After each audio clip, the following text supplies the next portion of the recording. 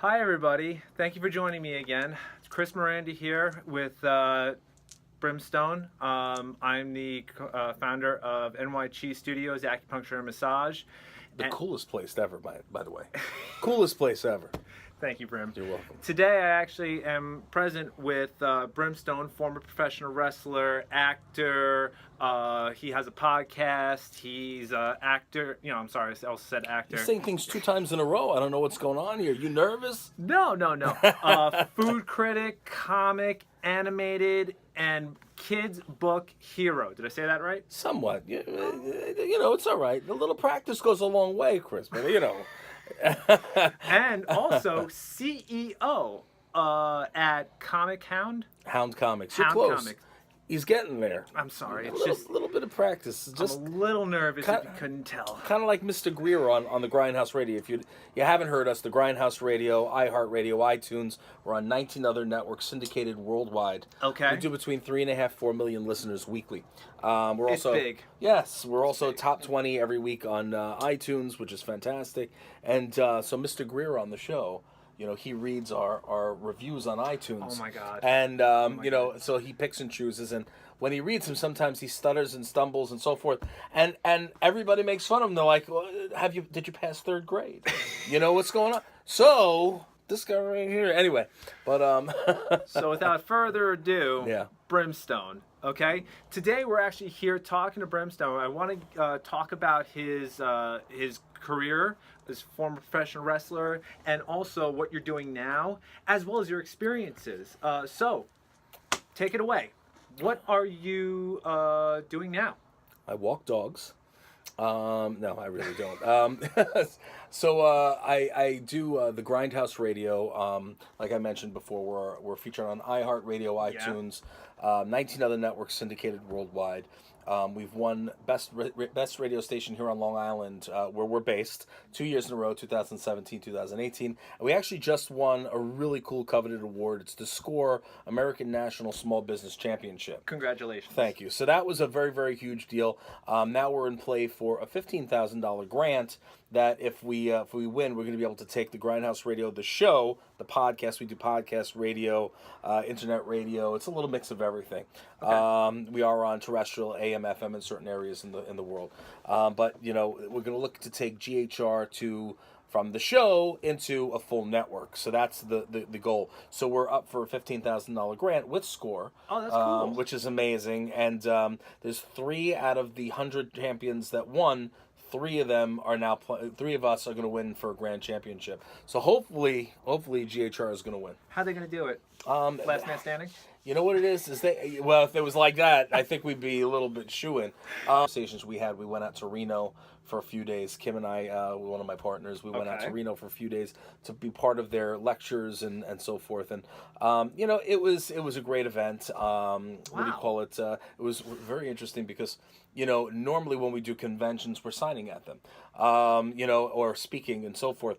So being at this event, it was kind of like, something a little bit different for us because we had to be there from 8 to 8. You know what I mean? It wasn't, You can't really play the celebrity card and be like, all right, I'm going to go back to my hotel room for a little while. No, you're there from 8 to 8. You're learning, you're grinding, which is cool for me because I love business. You know what I mean? I love business just as much as I love being in front of the camera and entertaining. That's actually what I wanted to get into, segue into, is because you actually grew up in the entertainment industry, and you made your way into professional wrestling and whatnot, right? Yeah. So I started my career very, very young. I started about 5, 6 years old. My mother, who just passed away this past March, not to bring it down, but I love you, Mom. But I was always meant to take this path. All right. Good. So that being said, I started school, and even though I loved comics and everything, and I loved to draw, I started drumming, and that was my first real love. My first relationship. You know what I mean? Drumming was my first true relationship. People say it's my first true love. Art was really my first true love, but drumming became my passion. And I took that, and I went to school for music. I went to school for drumming, and I always like to hit things. As long as you're not hitting your wife, and you're okay. Okay, all right. You know what I mean? Yeah. I like that. Hitting the skins is good, in multi ways. But anyway, then I toured the world. I got sick of being in a 5-way marriage, pretty much being in bands, because when you're in a band, you have to have you're with 4, 5, 3 other people, okay? And sometimes you don't always mesh. So, even though you guys are working together and you're all right on stage, things in the back don't necessarily work out. Okay. So, for me, I was sick of being in a 5-way marriage, and I said, I want to take a break from this, and I always loved professional wrestling. And the fact of the matter is that, I loved the theatrics of it. I loved the physicality of it, and I just loved, I just wanted to do it. So, I had, at the time, I was in business, you know what I mean? I worked, at that point in time, I'm pretty sure I was at the Long Island Voice, which is the Village Voice's sister publication, and I was heading up sales over there. I was doing sales, and I was asked, because they also know I'm a jack of all trades. I like a lot of things. No kidding. So they said, hey, we know you like photography. Would you be interested in going with one of our writers to this wrestling convention? They're going to get some things. I said, yeah, sure. I love wrestling. I'll go down.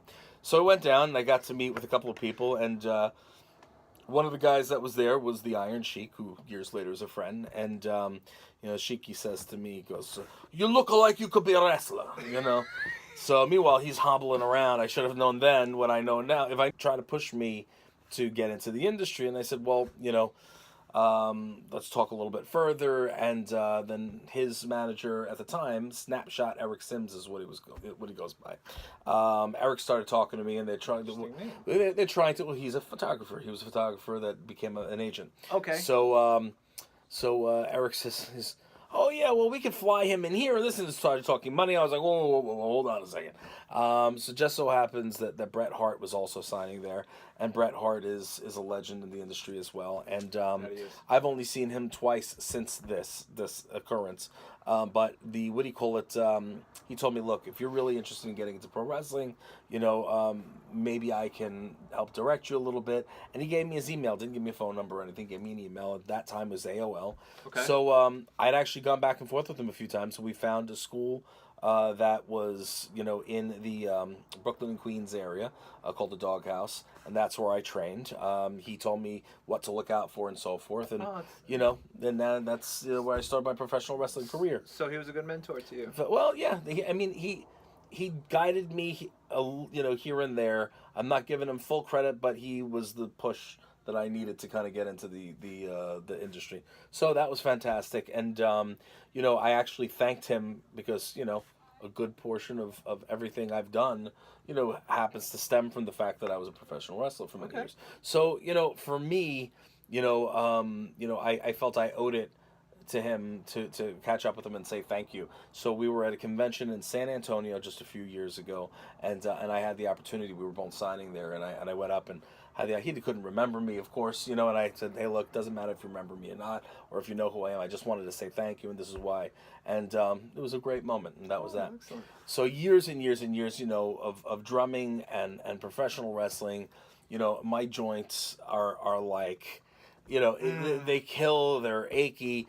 And the coolest thing why I said that Chris's place is very, very cool is I used to see in the back, in music and in professional wrestling, and even later on when I'm also an actor. So, and I've seen it on set where, you've actually got somebody that sits there adjusting everybody. So you got your chiropractors, then you have your masseuse, and you also have the people that are doing the acupuncture. Yes. And now me personally, I've never done the acupuncture. Always been curious about it. But it always looked like, ooh, I don't know about that. So, that's one thing that I personally have not tried, but it always seemed to work for everybody. And I don't know why I never tried it. Maybe I was squeamish about it. But everything else, it was always wonderful to have those services, So, and that's what you do. That's correct. Okay. So, I don't know. Maybe you can help me with some of my aches and pains. Yes, Brim. Maybe I can. But this is why I actually wanted to bring in Brim and talk to him, because you heard it essentially from the horse's mouth, Yeah. that it's being taken to such another different level, and entertainers, people in the film industry, they are utilizing these types of services. And it's, again, because you can see the longevity in this type of care. Yeah. So thank you for letting everybody know that. Well, it's the truth. I mean, it's something that, I've always believed in. Well, because look, how many pins do you actually put into you? I don't know how much time we got. Wow, I don't know. I'm kidding. I'm a big guy. I can't take that many needles. Too many needles is too much. But anyway, but I know people that have utilized the practice, and they're very successful with it. Good. So I figured I'd mention that while we were here. It doesn't hurt. That means a lot to me. That's why I got into this. Yeah. That's why I believe in it. And that's why I'm very passionate about it. It's what drives me. It's what gets me up every day. Just as what you do gets yourself up every day, and just you don't need that is your momentum. Oh yeah, absolutely. So you heard it here. This is what you got to do when you guys ever get a chance, or you just stop watching this and you got to just know more about this man. Check out his podcast. It is great. It has all the features of just the right atmosphere. You'll love it. It's funny. It will make you laugh.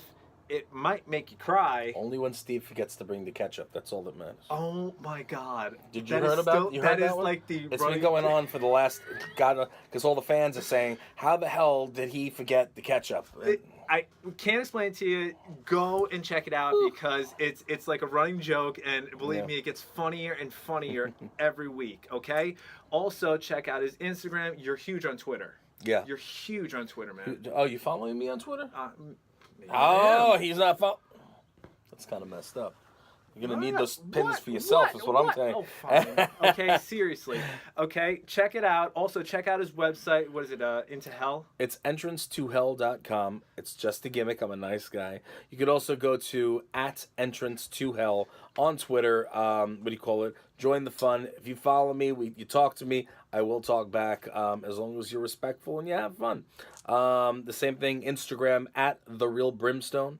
Facebook.com/Brimstone is my official Facebook page. Good. And my official website again, entrancetohell.com.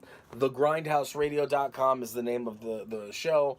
We're podcast, we're radio, a little bit of everything. But we have a new episode every single week, 7 p.m. Eastern Standard Time. You can get it. Never fails. And we have a tremendous amount of my friends come on. We have so many different celebs that spin your head. Anything from music to modeling to acting, writers, artists, all big names, major players, and they come to visit us here at the Grindhouse Radio. You know what? The real cool thing is, too, it's people you would never even think about who shows up on your show. Oh, sometimes, yeah. We had a rocket scientist on a few weeks ago. But it just check it out because there's so much. You wouldn't believe what the kind of shenanigans they have in store for themselves. Also, if you're feeling clicky, check out my website as well. Check out me on Facebook. We're linked together, so we're always going back and forth as far as the few things. Well, unfortunately. Oh, that's it? Yeah. Time is up. I'm sorry. Up. All right. I want to thank you, Brim, for joining me. I appreciate it. It's always fun having you around and talking to you. We should do this again sometime. Absolutely. That's all. That's all, folks. Take care.